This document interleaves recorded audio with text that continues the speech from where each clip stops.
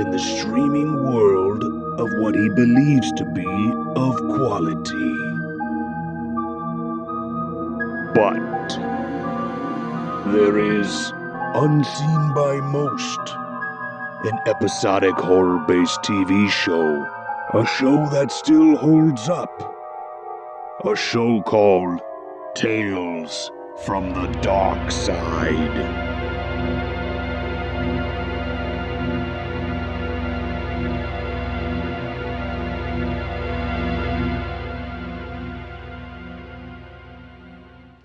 Can't believe it's so empty. Every other car is jammed. Everybody's standing up. I don't understand. This is the last car. It sways more. Welcome back to Talks from the Darkside, the podcast where we talk about Tales from the Darkside, the 80s horror anthology television show created by Richard Rubenstein and George Romero. I'm Joe Lascola. I'm Sean O'Rourke. And I'm Chris Barr. Today we're talking about The Last Car, directed by John Strysik and written by Michael McDowell from February 23rd, 1986. So here we got another Tales from Darkside alum with the director, who's done 6 episodes. Oh, yeah. It's a lot, dude. Yeah. I thought that name sounded familiar. Yeah, and it's always nice when we have a director who's like coming back to the series. So it's like, you know you're in for, it's like you're in good hands, and like here we absolutely are. Yeah, it's a comfy one, and it's a real good episode. I don't know. Comfy, I could see where you could get to that point. This episode is like bizarre, but like in the best way possible. So I guess comfy. There's like, there's a little bit of like Twilight Zone going on here. Oh, this is a zone. Yeah, like what's the, I forget the name of the episode. It's like Last Train to, I almost want to say Shelbyville, not Shelbyville. I know. No, It's the last train to Shelbyville. From The Simpsons, obviously, Chris. But I'm like overdue for my zone rewatch because I like to watch it every couple of years. I think you're right. There's an episode where a guy on a train goes to, I think it goes to his like old hometown or something like that. Whatever, but anyway, we'll get to it eventually. Yeah, the train vibe. It's like there's a lot of Twilight Zone feeling going on here. Mm-hmm. Yeah, even the way it opens. I might forget to reference it, but there's another thing specifically that is a bit of a spoiler for the end of this episode that I also made me think of from a video game, but we'll get there. This is also a Thanksgiving episode, guys, so put that on your holiday watch list. Another secret Thanksgiving thing. We had the secret Christmas episode with Howard X. Was it not Howard X? Horace X. Excuse me. Horace X. Put your hands on me. What is even the name of that episode?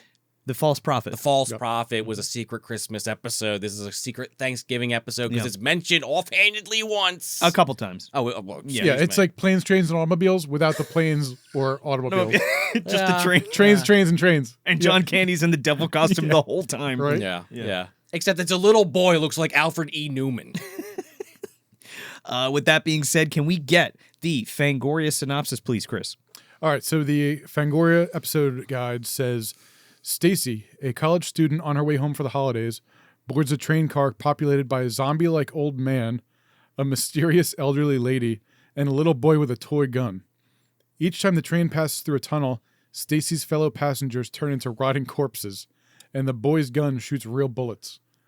As the ride gets more and more bizarre, Stacey realizes that she's taken a one-way trip to hell. That's a little spoilery. You could have done that with that also, middle part. It's not totally accurate. No, it's not. It's like purposely spoiling shit just to kind of get it in there. Yeah, it's like they're trying to show shove like the shock of the episode or like the big surprise. Which whatever. It's like if you're watching this, more than likely you've seen this episode. Yeah. So it's like not totally that bad, but it's like the way it tells it. It's like there's way more credit you can give it than just that little paragraph. 100%. So we open up with Stacey, who's played by Begoña Plaza, and she's got some pretty hefty credits. One being Heat. She was in. That's a big one. Yeah. She's in a bunch of things. She looks super familiar. But I think I'm like confusing her with somebody else because I was looking at her IMDb and I was like, I don't know any of the shit that she's in. Yeah, a lot of the stuff didn't really ring any bells, but it's like not a lot of these actors like go on to do something like the level of Heat, you know? So she's at this, we open at this train station and Stacey's there and she's waiting for her train. And she thinks that she's late for her train because there's fucking nobody around. Yeah, nobody on the platform. No, there's this weird ominous sign that says last car stops here. Yeah. It looks like no one's been at this train station in like 50 years. Like, or this is like in the worst part of Detroit or something. Like, I don't know how she thinks she's actually getting on a train at this location. Like, I'm thinking like Rock Bottom from SpongeBob. This looks shady as hell. It looks like the ghost town from Scream. Yeah. The 1981 Yeah. Scream. Yeah. There's like signs falling down. Yeah. It's like it's It looks creepy. it's a fucking ghost town, and it's like, Which is the point. yeah, but does she mention that she hasn't been to this particular stop? I don't think she does. Oh, okay, because She, it's like, she does call out like you said the schedule on the wall. She's like, well, I guess I'll have to wait. yeah, it's kind of bizarre how she gets herself into this predicament, but it's the day before Thanksgiving, and she's trying to get home to, I believe, Providence. Yeah. which is kind of fun, which we'll get to. That's a nice touch. Yeah, yeah. And one thing here, it's like right away, it's like there's like, you know, this background music comes in. Mm-hmm. This doesn't happen a lot, where we have this nice like filled in scene. Usually Yeah. it's like we have just like quiet dialogue scenes or like some, you know, kind of filler music. But here it's like, for some reason it stuck out to me where it's like we're having like background soundtrack, Yeah. which is like, I thought that was a nice touch. I'm like, oh, there's like some production value here. It definitely sets the mood. Yeah. And again, the type of story that this is really uses the budget to the advantage of everything else. Yeah, I You know think what I mean? they knew this was one of their stronger episodes. Yeah. So they put like more eggs in the basket, so to Sure. speak. And this is another case, I feel like, at least of an episode where maybe they're not telling the audience things that we'll know that the characters won't, but just like the way that this scene is dressed. Again, dilapidated train station, literally signs all over saying, this is the last car, audience, last car, last car, last car. So like really putting that idea in your head, like, what does that actually mean? Are we getting biblical with this? Are we getting philosophical with this? We're going to get there, but instantly putting ideas in the viewer's head of like, all right, if the character doesn't find this weird, we're finding this weird. And we kind of are just waiting for the next scene to kind of start.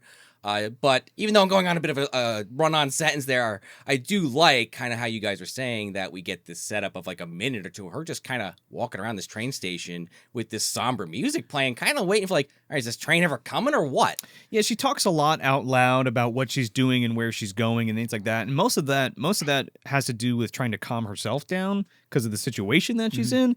I got a theory, but we'll get to that towards the end. So she gets on the train. It finally pulls up. Let this be my train. Let this be my train. Let this be my train. Train pulls up. Which is into existence, I guess. She gets on in, And there's like hardly anybody on it. and there's nobody in it. There's her and 3 other people. Yep. There's an old Two guy, people and a kid some like narcoleptic guy. with a box of sandwiches. Yeah, infinite food, whatever. Well, You know, an old woman that knits, and then some like little, you know, Alfred E. Newman looking kid. He with, does, man. What does he have on here? He has like Cowboy. the cowboy outfit and the Yeah. hat and like the toy gun and stuff. Yeah. So it's like straight out of the 50s. yeah. Oh, yeah. Oh, Yeah. yeah. So she gets on this train and she sits down. And she's like, "Oh, thank goodness I made it," and blah blah blah. Just real quick, that old woman is Mary Carver, Okay. and she looked familiar, so I looked her up, and she's actually in Arachnophobia. She plays the old woman. Okay. Yeah, one of Jeff Daniels' patients in Arachnophobia. Okay. Yeah. That's I remember that she's like one of the ones, like the first people he talks to, like when he gets into town and Yeah. settling in. Yeah. He's Okay. like, "Oh, I hate that old Dr. Okay. Metcalf. He's a dick." Yeah. Thanks, Dr. Jennings. I'm going to go down the old well, the literal movie dumpster universe well, and just say this is Granny Van Dam. She somehow finally bled into the Tales from the Dark side of the MDU. Because this is a ominous asshole woman that is just saying weird, creepy stuff throughout, and it kind of makes sense once we get to the conclusion. But just some of these like one-liners, they're not even like necessarily memorable. They're just in the moment unsettling, especially like this woman's trying to kind of get a gauge on this strange situation she's in this like almost empty train car, and you have this old woman just saying cryptic shit like needling the whole time. It's like, okay. Yeah, really ominous stuff. Yeah, Stacey's like, "Oh yeah, well, hey, I'm Stacey, and I'm going to my parents for Thanksgiving, and I'm going to Providence. I'm gonna take a little nap. Like, Yeah, wake this me woman's up." like, death is a warm blanket that comes for us all. Yeah, death is but a door, time is but a window, she might as well Yeah. say. I love the way the last car sways like a cradle. She actually says that. It's Yeah. like, Yeah, and yeah. that comes up a few times. few times, Like yeah. I think 3, if I'm not mistaken. I think it's 3 times where they keep mentioning the last car. It's like a cradle, and it's like we are going down a route here, and We it's sure like are. this is where it starts to like get fun. Yeah. You know. Another episode that makes you start thinking instantly. Like Tales overall, whether you like the episodes or not, almost every episode on some level really gets your mind moving. Yeah. she's like, I'm gonna take a little nap, but can you wake me up when we get to this station? I gotta get home on time. And she's like, on time?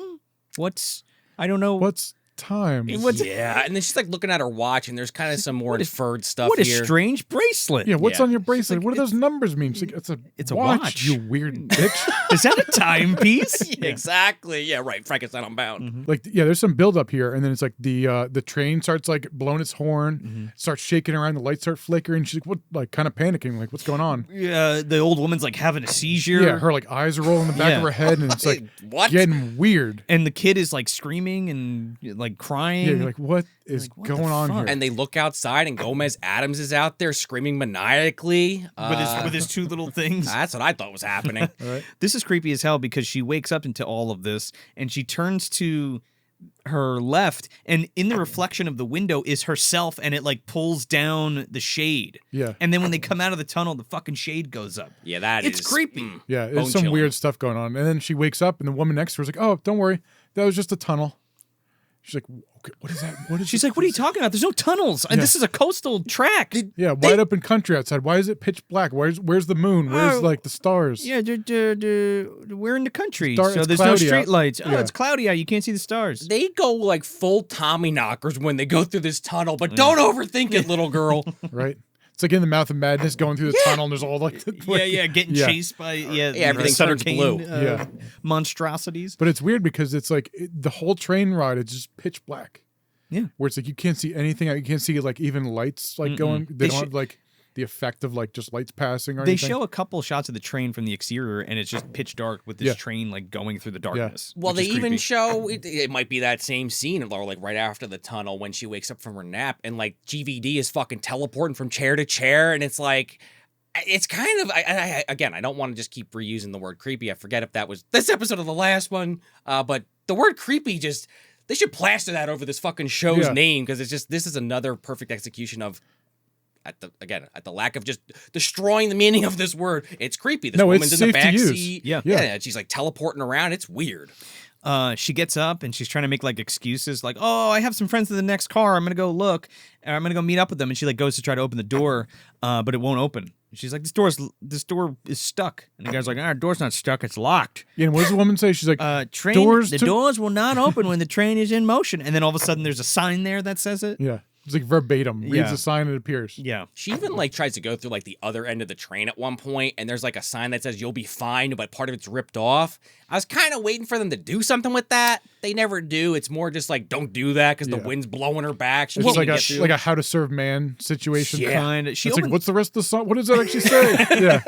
Right. She opens the door though, and she looks outside, and it's just nothing with like wind rushing Yeah. in. Yeah. Now the little kid is in like more modern like army fatigues Yeah. instead of like a cowboy Like outfit. camouflage and everything. Yeah. Oh, and he's right, got this- he's got like an assault rifle toy. With the light up gun end. Got that from Biff, the yeah. muzzle. Yeah. Oh, yeah, exactly. And he's just firing at people, playing like a kid. You're not thinking much of it. What Just time is being it? a loud, just asshole kid. Yeah.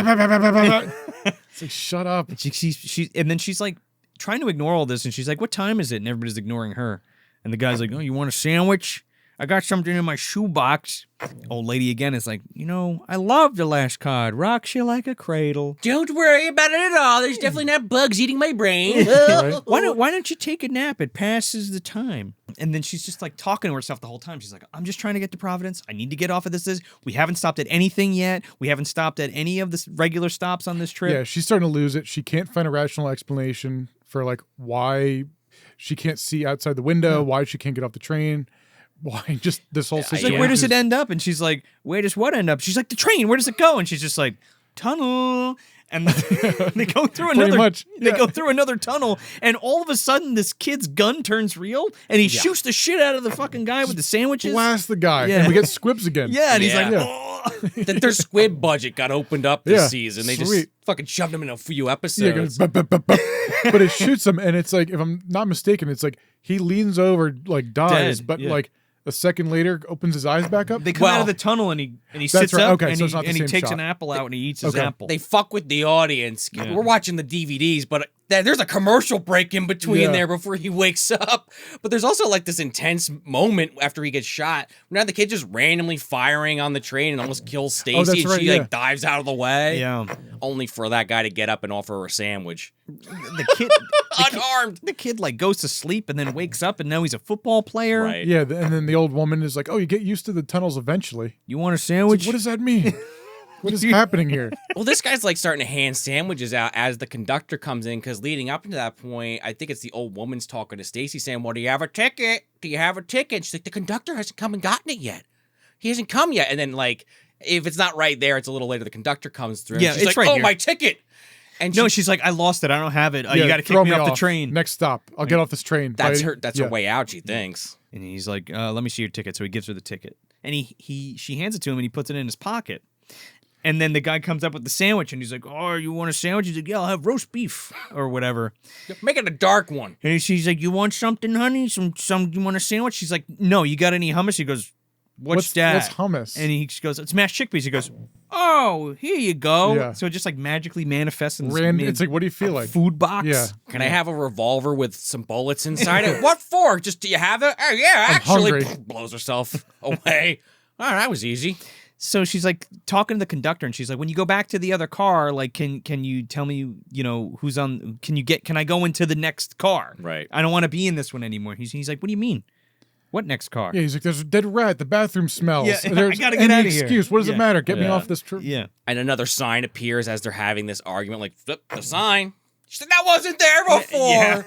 You can't go between cars while the thing's in motion. She's like, "That's not a rule. That's bullshit." Yeah. That's what it And is. he's like, "Here's your ticket back." And then she says, "Oh no, this isn't my ticket. This is a one-way ticket. I asked for a round trip." He's like, "Nope, this is yours. That's your ticket, ma'am. One-way ticket." And you kind of like, all right, that's a Yeah. little Well- heavy-handed, but it's fine. It's like, all right, cool. We're going Yeah. this route. I love though, like, to your point, Chris, I think he flat out even says, like, I only hand out one-way tickets on this train, just to kind of really, push that point home to the audience. And then she kind of like chases him to the door and like going through another tunnel as this is happening. Oh, and this is like the tunnel. this It's is the so ultimate good. tunnel, I suppose, because now like all the secrets are magically revealed to her and the audience, where now, the conductor's not a live person walking around eating sandwiches. No, it's a skeleton and he's waving at you. He's like, he's other like, side of the comically waving. glass.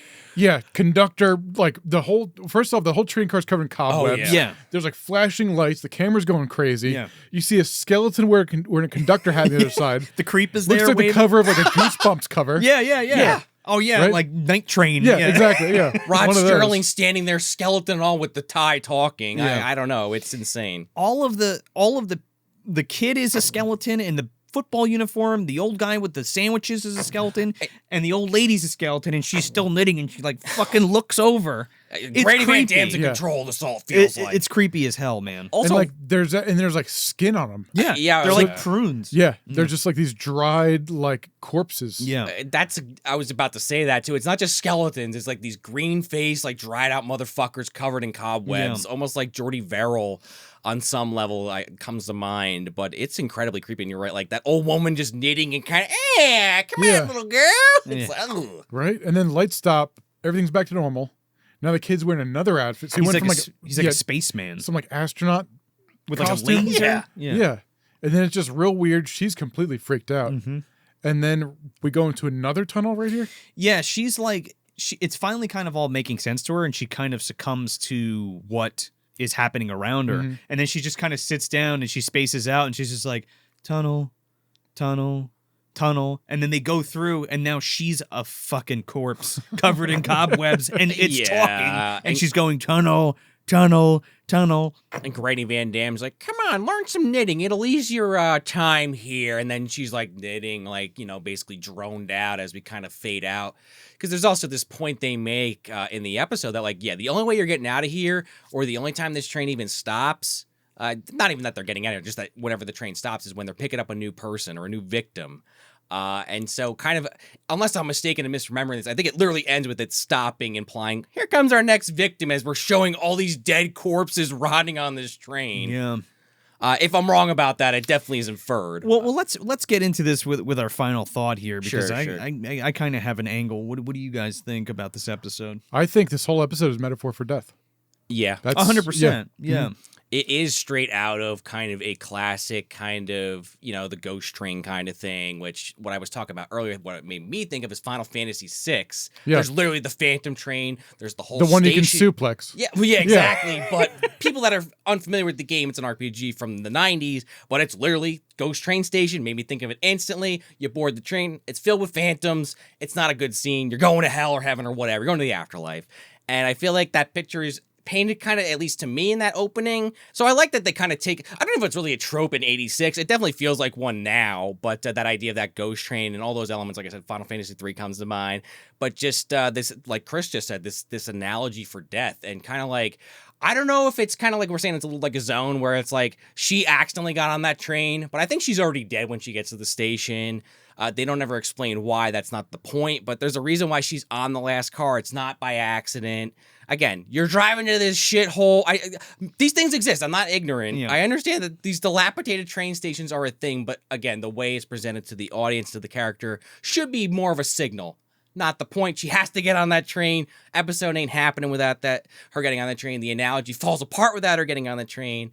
And what am I really trying to say? I think that it all just kind of comes together in a really satisfying way. Even if you kind of know what's happening, I don't think it's hard to pinpoint the exacts. And then when the episode shows it to you, you're like, aha! I kind of got it. I didn't 100% get it. But it's satisfying at the same time. This is pretty high up there for this season for me so far. It's definitely a solid like 4 out of 5 for me. Again, I feel like I've said this a lot the last few episodes. I don't love it. But in the case of the last few that I wasn't as crazy about, not necessarily the last episode, but the last few I wasn't crazy about, this one is just memorable, even if it's not a 5 stars, to me. I'm going to remember this one for a long time. How could you forget a train going down the fucking road and it just ends up being a bunch of people that are actually dead? Maybe I'm oversimplifying it a little, but very effective, I guess is what I'm trying to say. Yes, I think it's like from the very beginning of this episode, she's already this entire episode is the afterlife. Yeah. That's So it's like, and her kind of accepting that through the episode is her reluctance to accept death. Yeah, it's like we know where this is going, and we're just kind of watching her accept like just her own death and Her fate. yeah, exactly. I mean, the fucked up part, though, is like, yes, it is all that, but also it's not just that she's dead and it's a metaphor. She is legitimately just trapped on this train forever. That's the Tales from the Darkside twist to it all. But yeah, as far as like just looking at it objectively, I think that is what it is. Yeah, I mean that's what I was gonna say when I was like, oh, I got a theory, but you guys just said it already. She was dead to begin with. Like she was in an accident on the way there and still stumbled upon it and was like, this is weird. It's deserted. It's like this station in the beginning is like that's the like sort of like the pearly gates in a way. Yeah. Yeah. And it's like, oh, She walked right past Peter. But is this train like the forever limbo is the thing? Because like it's picking up, it's almost like this train is either picking up wayward ghosts, wayward spirits, and I feel like that angle's way more like just unsettling. Yeah. Like you're lost, like you've lost your way, and this train picks you up. But the fact of the matter is, you're fucking stuck on the train. There's no destination. No, you're just stuck here. There's no salvation or end to it, and it's like, did that just happen because she was at the wrong place, wrong time, and she didn't fully understand or come to grips with what was happening, and that's why she didn't pass over all the way? And is this train some kind of malevolent force that gathers spirits that have kind of been, I don't know what, left to roam by accident? Right. I think it's kind of like that Moppet from the other episode. Seriously, though, where it's like this thing does, at the end of the day, have malevolent intent only because it's selfish. It wants the mother. And I look at it in the sense like the train, not that I need to give it like a physical embodiment, but let's just say for the sake of this example, like the train wants the spirits. It can't get the spirits. So it has to have them wander to it. And once it's got those spirits, it ain't fucking letting go. And maybe that was a stretch of a comparison, but I think that's what it is. Now here's another angle I have too. I know it might just be for visual storytelling, but they show these bodies at the end, these kind of desiccated corpses with cobwebs all over them. Was she very much alive when she was at the train station and was picked up by this kind of demon car or this spiritual car and turned dead? And then you go in there and you're just trapped there. Yeah. Because it's almost like the tunnel reveals the true nature of everything. you know? Yeah, And- that's a whole nother angle. Yeah. But either way, it's like, Either way, that's it's what makes fucking this creepy. one fun. Yeah. Because it's like there's a lot to pick apart through the episode. It's like, oh, well, how about when the woman says this, or Yeah. when the guy says this?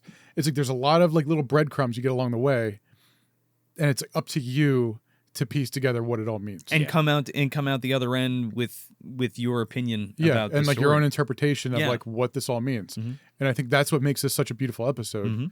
because there's so like, it's like I don't want to say there's a lot here because there There isn't- is. Well, Yeah. no, there is. I mean, but because there's that's- a lot to think about. That's true. Yeah. I don't want to cut you off, Chris, but that's why I say to me it's a 4 out of 5. Like, it's not a 5 out of 5, but it is so memorable. Like, Yeah. I feel like if there's one more thing about this episode I liked, it would have pushed it over the edge. That doesn't take anything away from it, but I think we're in agreement in that sense. I don't know if I'm stepping over what you're trying to say. No. Also, when you kind of like look at the tunnel situation, like, is that some type of? It's almost like a time bending, reality bending A phenomenon. dimension drifting, Yeah, it's like, what traveling does it mean? thing. Like, what does that mean?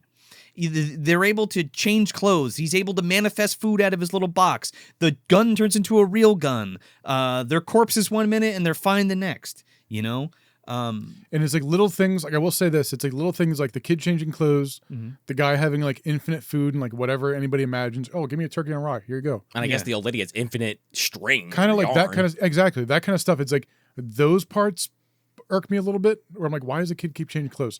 But then if you look at it in that angle, it could be just like almost in a way of like not just like one kid, but like just children on their way to death Sure. and something like that. yeah. I don't know, different kids through different decades, and I don't know. If And you want to it- go well, that deep, Okay, like Whatever. examining like a middle-aged man, an old woman, Yep. a child, and like they could a be teenager, anybody, or- not these people specifically. Sure. I guess. I would Just even- lost souls in their Yeah, age, 100%, whatever. yeah. I don't think the episode is trying to do this, but before we got to the end, I thought maybe the kid was like kind of like the embodiment of the train, but then when you see that body at the end, so no, I thought that's what they were trying to do. Like this Okay. thing's there to fuck with you to see how you react, which is also an interesting angle I thought they were going to play with. And again, and that's almost like a Twilight Zone episode with Yeah. the kid where it's like everybody's mean to him except this new woman. It was in the movie. oh, the Oh, Bill yeah, Murray yeah, one, yeah. yeah. Yeah. Oh, this is Helen. Hi, Helen. You want to? Yeah. What's? I forget the name of the episode. It's a Good Life.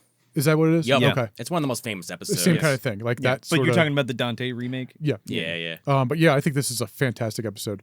I think it's one of the best in the whole series. I know it's bold to say, and I know there's a lot of episodes here, but I think this is Tales at its best. When it does the drama really well, it does like the atmosphere really well, which that always is that always gets points for me. It's like if you have a solid atmosphere in an episode, I'll love it. Oh yeah. And it's like, this is great. It's like it didn't quite go as much as I, of course, wanted to, but I think it's a great one. Yeah. For a television episode Exactly. Oh, yeah. dealing with this type of content, I think it does a really good job. This would have scared the shit out of me as a kid if I watched Yeah. this at like 8 o'clock under my Yeah. blankets or whatever. Right? And I think that's what makes a good episode. Yeah, it's like you said, it nails the atmosphere and really kind of captures the embodiment of what Tales from the Darkside is. So I think it's a huge staple for the series, 100%. Yeah, it's a great episode. Wish we had more like this, Yeah. but we take what we can get. Yeah. Seriously.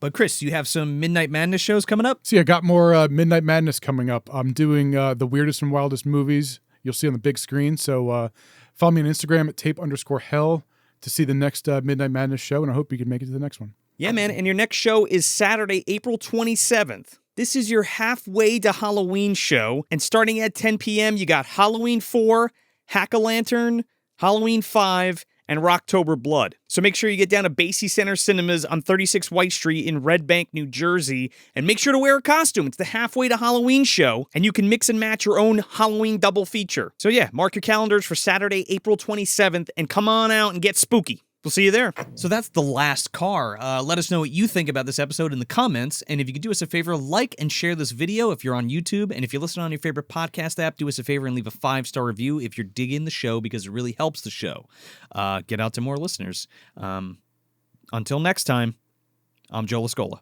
I'm Sean O'Rourke. And I'm Chris Barr. Tales from the Dark Side is always there, waiting for us to watch it, waiting for us to hit play.